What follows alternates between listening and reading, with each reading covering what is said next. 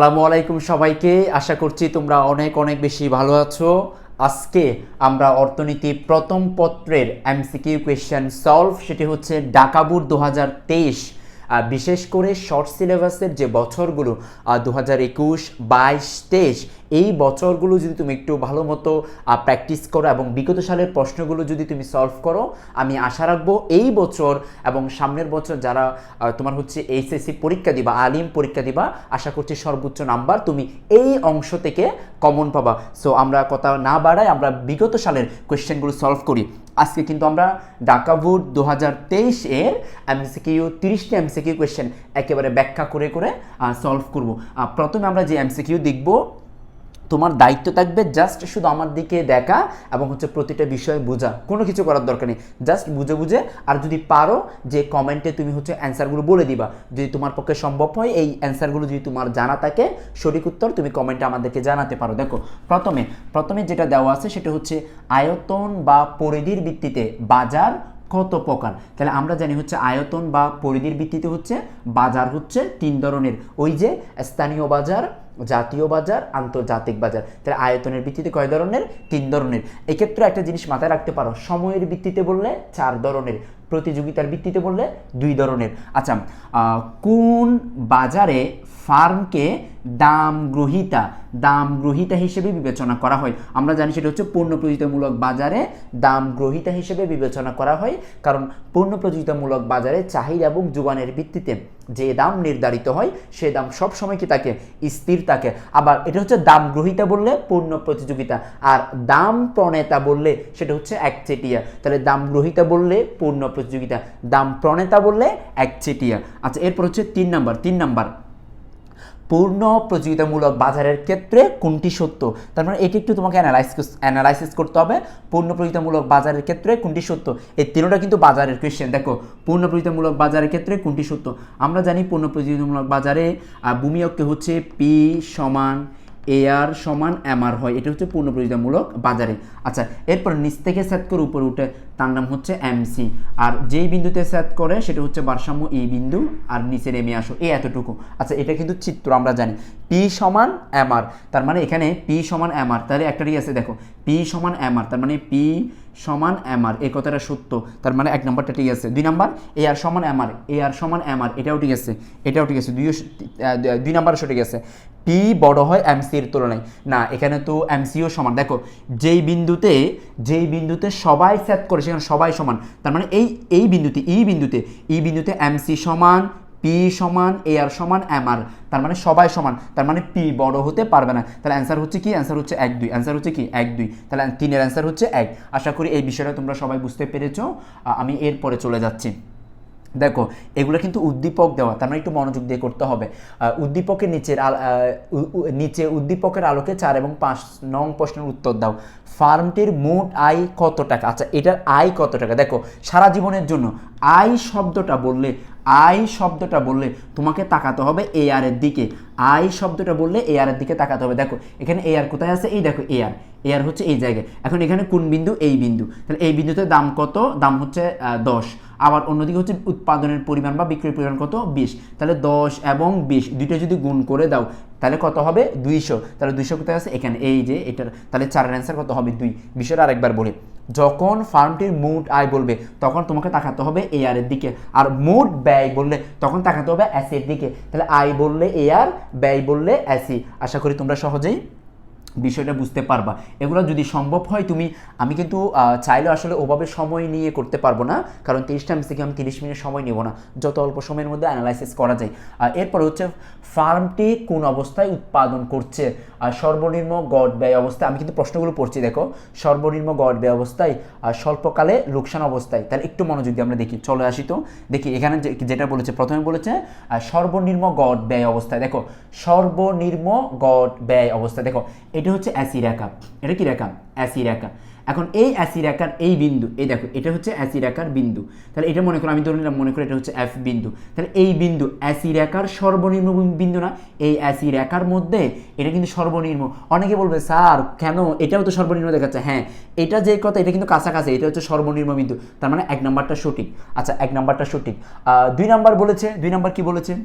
2 number কি বলেছে আমি ভুলে গেছি, 2 নাম্বার কি বলেছে, 2 নাম্বার বলেছে স্বল্পকালে। হ্যাঁ আমরা জানি যে এটা হচ্ছে স্বল্পকালে কি করে তোমার হচ্ছে মোট আয় গড় আয় বের করে বাসামের মুনাফা বের করে, তার মানে এটা ঠিক আছে লোকসান অবস্থায়। লোকসান দেখো এসি রেখা যখন এই এআর রেখার উপরে যাবে, দেখো এই এআর হচ্ছে এই বিন্দু, এটা মনে করো এই বিন্দু, আর এটা হচ্ছে এফ বিন্দু, তাহলে এসি রেখা যখন এআর বিন্দুর উপরে যাবে তখন হচ্ছে ক্ষতি অবস্থায় বা লোকসান অবস্থায়। এখন প্রশ্ন হতে পারে স্যার আপনি বারবার এসই বলছেন, কিন্তু এখানে যে একটা এস দেওয়া আছে, এস মানে হচ্ছে স্বল্পকাল, এস মানে কি স্বল্পকাল, যে এস মানে হচ্ছে শর্ট রান, এস মানে হচ্ছে কি শর্ট রান, এস মানে হচ্ছে শর্ট রান। তাহলে একটু আগে যে 2 নাম্বার বলেছিল স্বল্পকালে, তার মানে এখানে এস এসি যে কথা, এসইও একই কথা, তার মানে অ্যান্সার হচ্ছে তিনোটাই। অ্যান্সার কি হবে? তিনোটাই হবে। তাহলে অ্যান্সার কি হবে? অ্যান্সার হচ্ছে 1 2 3, তার মানে 5-এর অ্যান্সার হচ্ছে সবগুলোই 4। আচ্ছা এরপরে চলে যাব আমরা 6 number answer. Money is what money does সংজ্ঞাটি কোন অর্থনীতিবিদের? এটা কিন্তু তোমরা জানো অর্থনীতির প্রথম পত্রের 10ম অধ্যায়ে অর্থনীতিবিদ ওয়াকারের ডেফিনেশন, যে অর্থ হলো তাই যা অর্থ করে।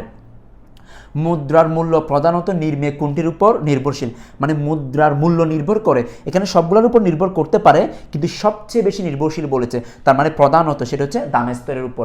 আমরা জানি দাম যত বাড়বে অর্থের মূল্য তত কমবে, মুদ্রার মূল্য তত কমবে, তার মানে 7-এর অ্যান্সার হচ্ছে 1। এরপরে চলে যাই আমরা 8 নম্বরে। দেখো নিচে কোনটি, এখানে স্পেলিং একটু ভুল আছে, তুমি দয়া করে এগুলোর দিকে তাকাইও না, সঠিক অ্যান্সারগুলো দেখিও। আর নিচের কোনটি নিকাশ গড়ের কাজ করে, মানে কোনটি নিকাশ গড়? নিকাশ গড় মানে হচ্ছে আন্তঃব্যাংকিং দেনা পাওনা নিষ্পত্তি, মানে এক ব্যাংক থেকে অন্য ব্যাংকের দেনা পাওনা থাকতে পারে, সেটা হচ্ছে নিকাশ গড়ের মাধ্যমে কি করা হয়? সম্পাদন করা হয়। আর নিকাশ গড় পরিচালনা করে যে কোনো একটি দেশের কেন্দ্রীয় ব্যাংক, আর বাংলাদেশের কেন্দ্রীয় ব্যাংকের নাম হচ্ছে বাংলাদেশ ব্যাংক। তার মানে এখানে 8-এর অ্যান্সার কি হবে? 8-এর অ্যান্সার হচ্ছে তোমার 8-এর অ্যান্সার কত হবে? 8-এর অ্যান্সার হচ্ছে তোমার হচ্ছে কি হবে? 3 হবে। আচ্ছা এরপরে দেওয়া আছে নিচের উদ্দীপকের আলোকে 9 এবং 10 নং প্রশ্নের উত্তর দাও। দেখো 9 নম্বর প্রশ্ন, উদ্দীপকের আলোকে দামের স্তর কত হবে? এই দেখো এখানে মান দেওয়া আছে, এখানে একটা সূত্র দেওয়া আছে, এইভাবে দামের স্তর বলেছে। এখন দেখো তুমি এখানে যেটা করবা, বামকে ডানে ডানকে বামে করে দাও, তাহলে এই এমবি, দেখো এমবি, আমি দামের স্তর যেহেতু বের করবো, তাহলে এমবি উপরে থাকবে আর টি নিচে থাকবে, যার মান আছে তার মান বসাই দাও। এম এর মান দেওয়া আছে 200, আর গুণ কত? বি এর মান দেওয়া আছে 10, হ্যাঁ ভালো কথা, আর টি এর মান দেওয়া আছে কত? 20, তাহলে 20 দিয়ে এটাকে যদি কাটি তাহলে এখানে হচ্ছে 10, তাহলে 10 দিয়ে 10কে গুণ করলে কত হয়? 100, তার মানে এখানে দামের স্তর হচ্ছে কত? 100। চোখ বন্ধ করে এগুলো পারা যায়, কঠিন কিছুই না। উদ্দীপকে যদি এম প্রাইম এবং বি প্রাইম যোগ হয় তবে অর্থের মূল্য কত হবে? এখানে কিন্তু একটু প্যাচগুছ আছে। দেখো এখানে এটা যদি হয় তখন অর্থের মূল্য কত হবে, মানে এটা যদি হয় তখন অর্থের মূল্য কি হবে? কত হবে? তাহলে আমরা এটা একটু করি, দেখো এটা যদি একটু করি, দেখো সূত্রটা একটু বড় হবে। সূত্রটা কি হবে? এই যে পি সমান, আমরা জানি যে কি, দেখো তোমার হচ্ছে সূত্রটা হচ্ছে দেখো পিটি সমান এই যে এম বি, এটা কিন্তু আগে ছিল এতটুকু, এখন বলেছে এম প্রাইম বি প্রাইম যোগ করার জন্য, তার মানে plus M prime B prime. এখন এখানে যেটা করবা, টি সমান না সরি পি সমান হবে, যে আমি পি এর মান বের করব। আচ্ছা পি সমান, এখানে টি নিচে হবে আর হচ্ছে এম বি প্লাস হচ্ছে এম প্রাইম বি প্রাইম। এখন পি এর মান যেহেতু বের করবো, এখানে মানগুলো বসায় দাও। টি এর মান দেওয়া আছে কত? একটু আগে এই যে 20, আবার এম এর মান কত দেওয়া আছে? এম এর মান দেওয়া আছে 200, তাহলে 200 গুণ কত হবে? 10, প্লাস আবার এখানে দেওয়া আছে 200 গুণ হচ্ছে 10। এখন এখানে তুমি কিসের মান পাবা? পি এর মান পাবা। এটা তুমি ক্যালকুলেটর ব্যবহার করে এখানে একটু মান বের করিও, আমি যাচ্ছি না ওইদিকে, চাইলে করা যায়। দেখো এটাকে দিয়ে কাটি তাহলে 10 হলে এখানে হচ্ছে 100, সাথে এটা যোগ করলে কত হয়? 2000, তাহলে হচ্ছে কি 2000, তাহলে হচ্ছে যে কি 20,000, তাহলে এখানে 20,000 হবে না সরি এটা এখানে হচ্ছে 100। আচ্ছা 100 যদি হয় এখানে হচ্ছে কত? 2000, মানে এখানে এটা হচ্ছে পি এর মান হচ্ছে 2100, কত হবে? 2100। কিসের মান? পি এর মান হচ্ছে কত? 2100, 10 করলে 2000 আর 100 হচ্ছে 2100। আচ্ছা এটা 2100, পি এর মান আমরা 2100 বের করেছি। এখন এখানে আমাকে পি এর মান বের করে আমাকে ভ্যালু অফ মানি, তো আমরা ভ্যালু অফ মানিটার সূত্র জানি না, কি জানি? ভ্যালু অফ মানি হচ্ছে 1/পি। এখন মান বসাই দাও, দেখবা অ্যান্সার চলে আসছে। অ্যান্সার যেটা আসে সেটা উত্তর, অ্যান্সার যেটা আসবে কি সেটাই উত্তর। আশা করি তোমরা বিষয়টা বুঝতে পেরেছো, আর না বোঝার কোনো কারণ নেই, সহজে তোমরা কি করতে পারবা? অ্যান্সার করতে পারবা। এটা কত নাম্বার? 10 নাম্বার শেষ। তাহলে 10 নাম্বার যদি শেষ হয়, আমি চলে যাই এরপরে চলে যায় দেখো জিএনআই, এটার পূর্ণরূপ কি হবে? আমরা জানি জি ফর হচ্ছে গ্রস, এন ফর হচ্ছে ন্যাশনাল, আই ফর হচ্ছে কি তোমার হচ্ছে ইনকাম। তাহলে গ্রস ন্যাশনাল ইনকাম, 11 অ্যান্সার 2। দেশে কর্মরত বিদেশি নাগরিকদের আয় নিচের কোনটিতে অন্তর্ভুক্ত হয়? মানে দেশে কর্মরত বিদেশি নাগরিকদের আয় নিচের কোনটিতে অন্তর্ভুক্ত হয়? মানে দেশে কর্মরত বিদেশি নাগরিক মানে আমাদের দেশের মধ্যে যারা বিদেশি, ইন্ডিয়ান, পাকিস্তান, শ্রীলঙ্কা, মালয়েশিয়া, তারপর ওরা যারা আমাদের দেশের মধ্যে কাজ করে, এটা হচ্ছে আমাদের দেশের অভ্যন্তরীণে কাজ করে। তাহলে আমাদের অভ্যন্তরীণে যা ঘটনা ঘটবে সব হচ্ছে জিডিপি। আমাদের দেশের অভ্যন্তরীণে যা ঘটনা ঘটবে সব কি জিডিপি। আর আমাদের দেশের জনগণ যা করবে, দেশের ভিতরে করুক বাহিরে করুক, তাকে আমরা জিএনপি বলবো। তাহলে 12 অ্যান্সার কত হবে? 1 হবে। আচ্ছা, এরপরে আস্তে আস্তে কিন্তু আরও জটিলে যাচ্ছি, মানে যত প্রশ্ন আছে সব আমরা সলভ করবো। 13 নম্বরটা দেখো, 13 নম্বর কোয়েশ্চেন হচ্ছে অর্থনীতিতে ভারসাম্য জাতীয় আয় কত হবে? আমরা জানি সেটা হচ্ছে ভারসাম্যের জাতীয় আয়, মানে ভারসাম্যের জাতীয় আয়। দেখো এখানে একটা দেওয়া আছে, দেখো এটা হচ্ছে আয়, আয় মানে হচ্ছে বিনিয়োগ, আর এখানে এটা দেওয়া আছে এস, তাহলে সঞ্চয় এবং বিনিয়োগ যেই বিন্দুতে সমান হয়, এই দেখো এই বিন্দুতে সমান হয়েছে, তার মানে এটা হচ্ছে ভারসাম্যের আয় আর এটা হচ্ছে সঞ্চয় এবং বিনিয়োগের পরিমাণ। এখানে 750 আছে, এই তো আছে, এটা 13 এর অ্যান্সার হচ্ছে 750। এই যে দেখো যে বিন্দুতে সঞ্চয় এবং বিনিয়োগ সমান হয় সেখানে ভারসাম্য হয়, আর ভারসাম্যের এটা হচ্ছে আয় আর এটা হচ্ছে কি সঞ্চয় এবং বিনিয়োগের পরিমাণ। আশা করি এই বিষয়টা তোমরা বুঝতে পেরেছো। আচ্ছা, এরপরের কোয়েশ্চেন কি বলেছেন? স্বয়ংভূত বিনিয়োগ বেড়ে 400 হলে ভারসাম্যের জাতীয় আয়ের পরিমাণ কত হবে? দেখো আমরা একটু আগে যে এই যে আমরা স্বয়ংভূত বিনিয়োগ মানে কি, যে বিনিয়োগ সবসময় কি থাকবে? স্থির থাকবে। আয় বাড়ুক আয় কমুক, আয় হ্রাস পাক আয় বৃদ্ধি পাক, যাই ঘটনা ঘটুক, কিন্তু স্বয়ংভূত বিনিয়োগ সবসময় কি থাকবে? স্থির থাকবে। তার মানে যেই বিনিয়োগ আয়ের উপর নির্ভর করে না তাকে বলা হয় স্বয়ংভূত বিনিয়োগ। এখন এখানে স্বয়ংভূত বিনিয়োগ আছে কত? 400, এই 300, আগে ছিল 300, এখন বলেছে কত? 400 হলে। 400 হলে, তাহলে 400 হলে মনে করো এই বরাবর এই বিন্দুতে যাবে, তাহলে এই বিন্দুতে মানে এখানে একটা বিন্দু আছে না, এই বিন্দু বরাবর নিচে নেমে আসলে এখানে হচ্ছে 1000। তার মানে এই দেখো, তাহলে স্বয়ংভূত বিনিয়োগের পরিমাণ বাড়লে, স্বয়ংভূত বিনিয়োগের পরিমাণ বাড়লে জাতীয় আয়ের পরিমাণও কী পাবে? বৃদ্ধি পাবে। তাহলে তখন কত হবে? 1000 হবে। এখানে আসলে এগুলো কঠিন কিছু না, জাস্ট একদম সিম্পল বিষয়। তুমি তাহলে এটার উত্তর হচ্ছে 1000 হবে। আমি তোমাকে একটু থামাই তোমাকে। দেখো আমাদের দুইটা প্লে লিস্টে অর্থনীতি প্রথম এবং অর্থনীতি দ্বিতীয় পত্রের economics first paper, economics second paper দুইটা প্লে লিস্ট আছে। আমি এখানে প্রতিটা বিষয় একদম পূর্ণাঙ্গ করে একদম ফুল আলোচনা করেছি। তুমি যদি ওই ক্লাসগুলো দেখো, আমি তোমাকে কথা দিচ্ছি এর বাহিরে এখানে যত ধরনের এমসিকিউ হতে পারে সব আমি ওখানে আলোচনা করেছি। কারণ অধ্যায় পড়ানোর সময় আমি বলে দিই, দেখো এই টপিক থেকে সৃজনশীল আসবে, এই টপিক থেকে এমসিকিউ আসবে। ওইভাবে তুমি যদি একটু ভালো মতো ভিডিওগুলো দেখো, দুইটা প্লে লিস্ট আছে, আমি এখানে ডেসক্রিপশনে নালে দিয়ে দিব যাতে তোমরা ওই ক্লাসগুলো দেখতে পারো।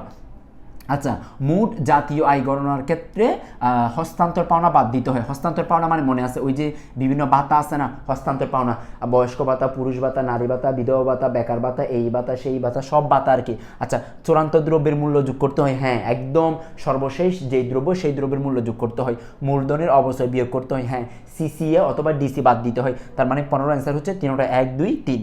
অর্থনীতিতে উৎপাদন বলতে কি বোঝায়? এগুলো আমি পারি না, দেখি 16 এর অ্যান্সার তোমরা কমেন্ট করে জানাও। 16 এর অ্যান্সার কী হবে তোমরা কমেন্ট করে জানাও। অর্থনীতিতে উৎপাদন বলতে কি বোঝাই? 16 এর অ্যান্সার কী হবে দেখি কমেন্ট করে জানাও, এরপর আমি উত্তর দিব। 16 এর অ্যান্সার আমি পারি না। আচ্ছা, এরপরে 17 উৎপাদন অপেক্ষকে উৎপাদনের সাথে নিচের কোনটির সম্পর্ক প্রকাশ পায়? উৎপাদন অপেক্ষকে উৎপাদনের সাথে নিচের কোনটির সম্পর্ক প্রকাশ পায়? আমরা জানি উৎপাদন অপেক্ষক, দেখো উৎপাদন অপেক্ষক মানে কি? উৎপাদনের সাথে উৎপাদনের উপকরণের সম্পর্ক। দেখো আমরা জানি উৎপাদন কিউ নির্ভর করে উৎপাদনের উপকরণের উপর, যেমন LAN ভূমির উপরে, লেবারের উপরে, এরপর হচ্ছে ক্যাপিটালের উপরে, এরপর হচ্ছে সংগঠনের উপরে। তার মানে উৎপাদন নির্ভর করে উপকরণের উপরে। তার মানে অ্যান্সার কি হবে? 4 হবে। একচেটিয়া বাজারের ক্ষেত্রে কোনটি? আচ্ছা, একচেটিয়া বাজারের ক্ষেত্রে কোনটি? দেখো একচেটিয়া বাজারের ক্ষেত্রে এআর নিম্নগামী হয়, এআর সমান্বিত হয়। দেখো আমি তোমাকে একটু কথা বলি, এখানে একদম শর্টকাটে তুমি অ্যান্সার করতে পারো। 18 টেকনিক্যালি দেখো এখানে 3টে অপশন দেওয়া আছে। আমরা জানি পূর্ণ প্রতিযোগিতামূলক বাজারকে বলা হয় দাম গ্রহীতার বাজার, তার মানে এটা ক্রস, এটা কি ক্রস। তার মানে এটা যদি ক্রস, এখানে অপশন দেওয়া আছে 2টা করে, তার মানে 1 2 অ্যান্সার হবে। চোখ বন্ধ করে অ্যান্সার দেওয়া যায়। তার মানে এআর এবং এমআর রেখার নিম্নগামী। এই দেখো একটু দেখাই দিই। দেখো আমরা জানি একচেটিয়া বাজারে লম্ব অক্ষের একটা বিন্দু থেকে এটা হচ্ছে এআর, আবার একই বিন্দু থেকে ভিতরে আসবে, এটার নাম হচ্ছে কি আর এ আর বড় হবে আমার তুলনায়। দেখো এ আর উপরে আছে না, তার মানে এ আর তুমি বড় MR এর তুলনায়। কথাটা সত্য। শেষ। এখানে এতটুকু আলোচনা। 18 নাম্বারটা শেষ করেছি আমরা। ধন্যবাদ। তুমি পুরো ক্লাসটা আমাদের সাথে দেখো একটু। আচ্ছা 19 নাম্বার, উদ্দীপকে খালি ঘরে মোট উৎপাদন কত হবে? খালি ঘরের মধ্যে মোট উৎপাদন কত হবে? সারা জীবনের জন্য, সারা জীবনের জন্য, সারা জীবনের জন্য দেখো উৎপাদনের পরিমাণ, বিক্রয়ের পরিমাণ, উৎপাদনের উপকরণের পরিমাণ এক একক করে বৃদ্ধি পেলে। কত একক? এক একক করে, মানে 1 2 3, তারপর হচ্ছে 10 11 12 20 21 22, মানে এক এক করে বৃদ্ধি পেলে। 5 6 7, মানে এক এক করে বৃদ্ধি পেলে। তাহলে মোট উৎপাদন প্রথমে যা প্রান্তিক উৎপাদন তা, এরপর হচ্ছে পরেরটা বিয়োগ আগেরটা, পরেরটা বিয়োগ আগেরটা। 30 থেকে 20 চলে গেলে আর থাকে কত? 10।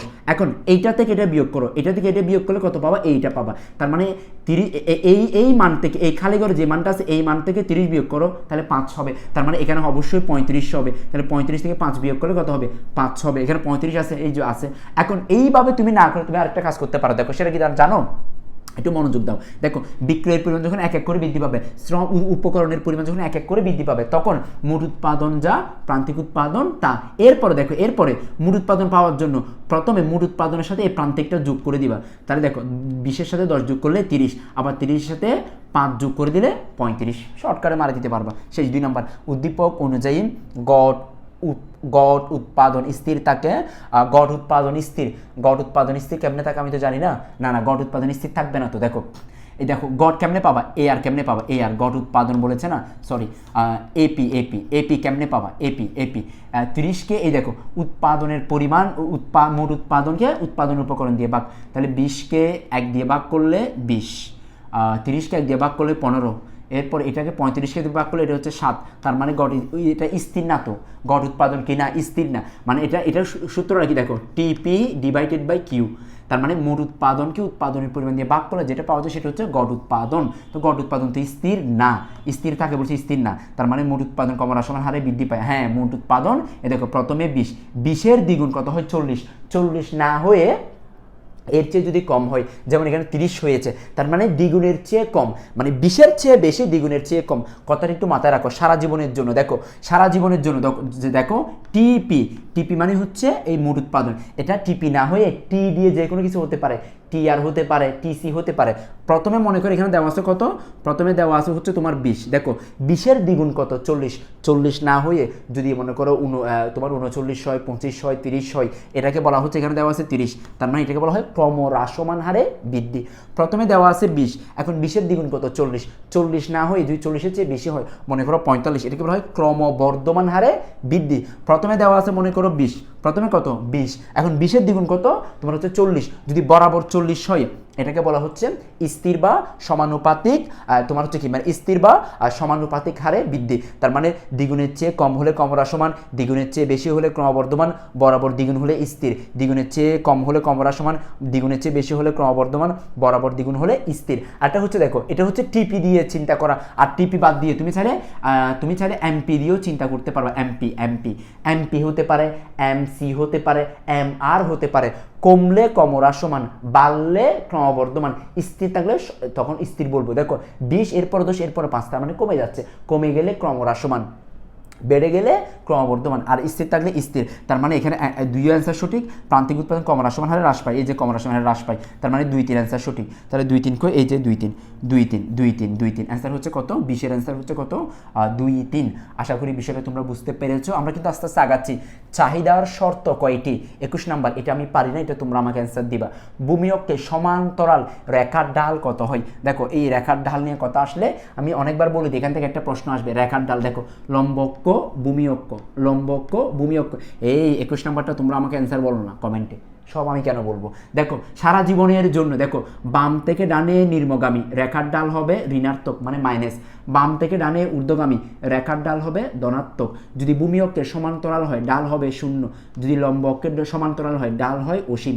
তার মানে দেখো নিম্নগামী ঋণাত্মক, ঊর্ধ্বগামী ধনাত্মক, ভূমি অক্ষের সমান্তরাল 0, লম্ব অক্ষের সমান্তরাল অসীম, ঢাল এই 4 ধরনের। তাহলে ভূমি অক্ষের সমান্তরাল হলে কি হবে? অ্যান্সার তুমি নিজে বলো। 22 নাম্বারটা এখন তুমি নিজে বলো।